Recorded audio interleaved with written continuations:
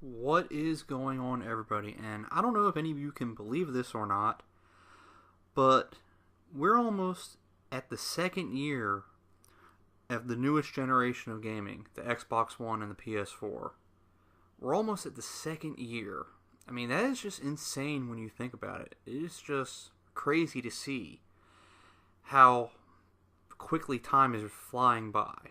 And there were lots of people who didn't immediately jump on board with the newer consoles because usually people look at the sparse game lineup when a new console debuts and they go, I just don't feel the need to buy one right now because there's not a lot of games on it I want to play, and I have my previous generation console and I am perfectly content with that. I don't need to move on right now.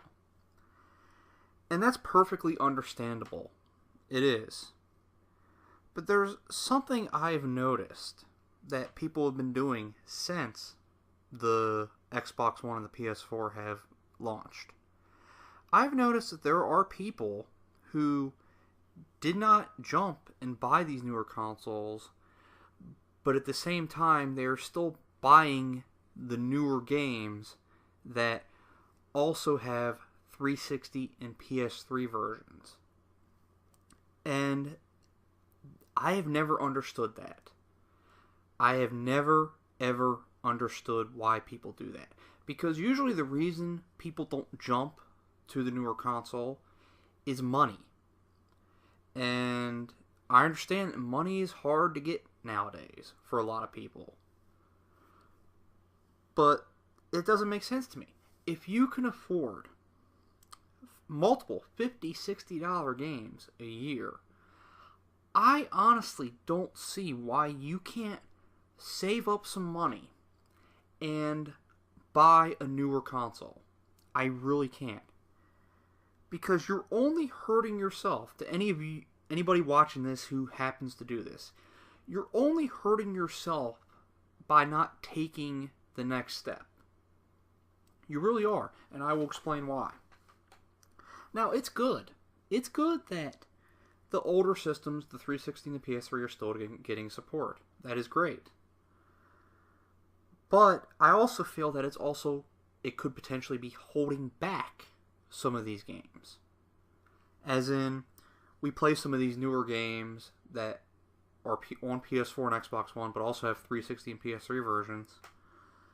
And we play these games on a PS4 and Xbox One, and we go, this game is pretty good, but it doesn't scream next gen to me. And I don't know why, but it's something about it doesn't scream next gen to me.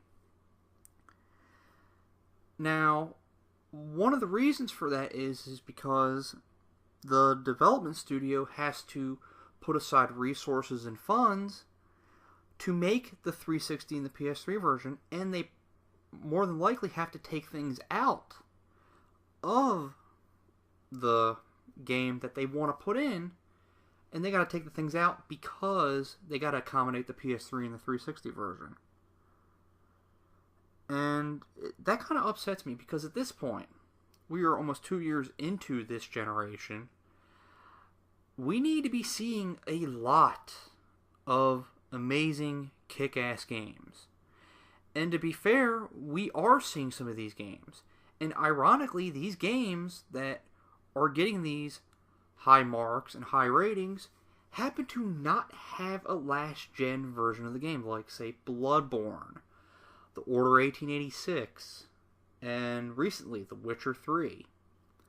These games don't have 360 and PS3 versions. And you can tell they don't, because they are really good games. They are games that show the advancement and how far we've come in gaming. If the developers had to make a 360 and PS3 versions of those games would not be as good as they are. That's just the simple facts of life. And to the people who continue to buy 360 and PS3 versions of these games, you're not doing it on purpose, but at the same time, you're inadvertently halting and holding back some of these the potential that some of these games have. Sorry for the jumbled words there.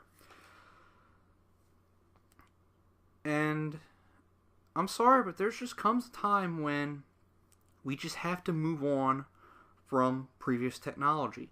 And it's not just video games. We've had to do it in other forms of media. We had to do it with VHS tapes. We eventually had to move on to DVDs. And then there were people who moved on from DVDs and they went to Blu-ray.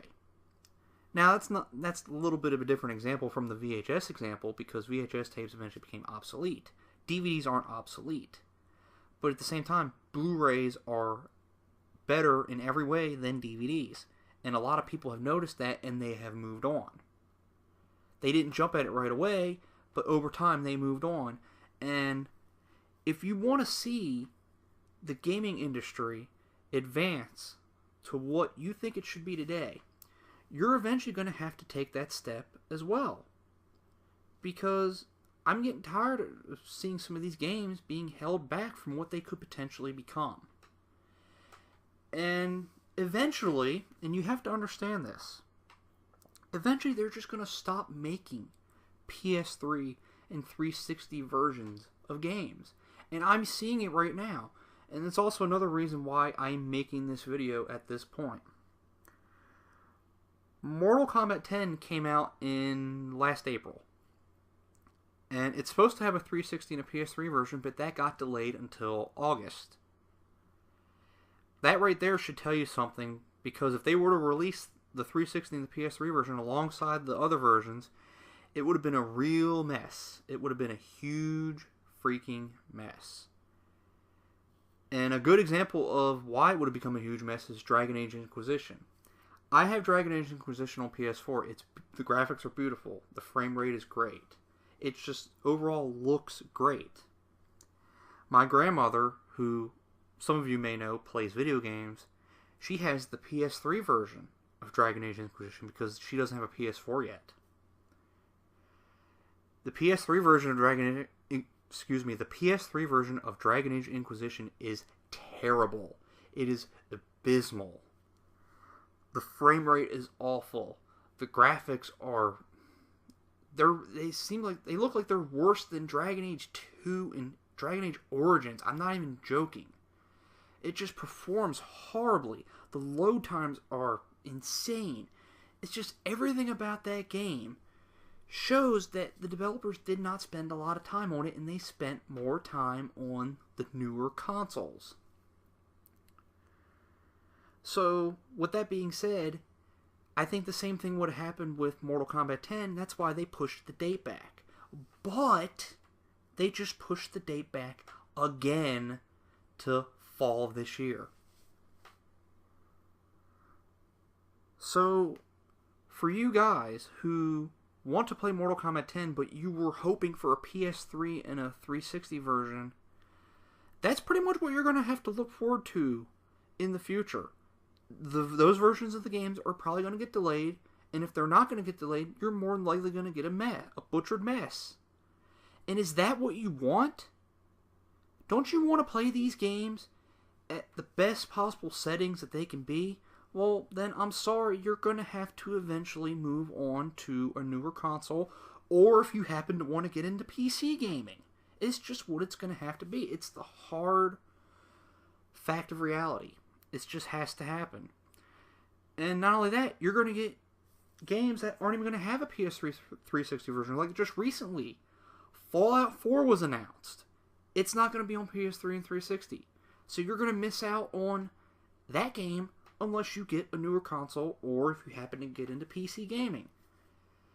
I know you might not want to make that jump. I know the 360 and the PS3 are great systems and you feel attached to those systems. I completely understand that. In no way am I saying that you have to get rid of those systems. But at the same time, you have to leave the past behind and understand that it's in the past. That doesn't mean you should get rid of the past. You can still appreciate it. You can appreciate the past. But you can also accept the future at the same time. So, yeah, eventually you're going to have to make that step. And you might want to do it soon. Otherwise, you're going to be getting butchered ports and delays, and you're going to be missing out on some of these games. And honestly, we're almost 2 years into these new consoles, and I don't see why you can't make that step now. Now, unless it's money purposes, which I understand, but at the same time, if you can afford these multiple $50, $60 games, I don't see why you couldn't save up for a new console. I really don't understand that. So, alright, that's about it. Let me know what you think, and I will see you all later. Have a good one.